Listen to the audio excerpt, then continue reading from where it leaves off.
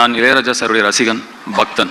அவருடைய இசைதான் எனக்கு துணை, மை கம்பேனியன். இது எல்லாருக்குமே பொருந்தும். அதை தாண்டி அவருடைய இசை எனக்கு ஒரு நடிப்பு ஆசானும் கூட. எனக்கு நடிப்புனா என்னன்னு தெரியாத காலத்திலேருந்து இப்போ வரைக்கும் ஒரு காட்சியை படமாக்கிறதுக்கு முன்னாடி அந்த காட்சிக்கு தகுந்த மூடில் இருக்கிற ஒரு இளையராஜா சாருடைய பாடலையோ பிஜிஎம்மையோ கேட்பேன். அந்த இசை அந்த காட்சியை எப்படி நடிக்கணும்னு எனக்கு சொல்லும். அதை அப்படியே உள்வாங்கி அந்த காட்சியில் நான் நடிப்பேன். வெற்றிமாறன் ஒரு சில தடவை இதை பார்த்துருக்காரு நான் பண்ணுறத. இப்போவும் இது ஒரு பெரிய சேலஞ்ச், இந்த கதாபாத்திரத்தை நடிக்கிறது பெரிய சேலஞ்ச், பெரிய ரெஸ்பான்சிபிலிட்டி அப்படின்னு சொல்கிறாங்க. எனக்கு அப்படி தெரியல. ஏன்னா இப்போவும் அதே இசை எனக்கு சொல்லும் அதை எப்படி நடிக்கணும் அவராகவே அப்படின்னு.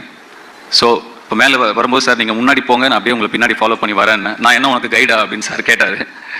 கைடு தான் சார், கைட் பண்ணிகிட்டே தான் வந்துட்டு இருக்கீங்க இவ்வளோ வருஷமாக. நான் ஃபாலோ பண்ணி வந்துட்டே தான் இருக்கேன்.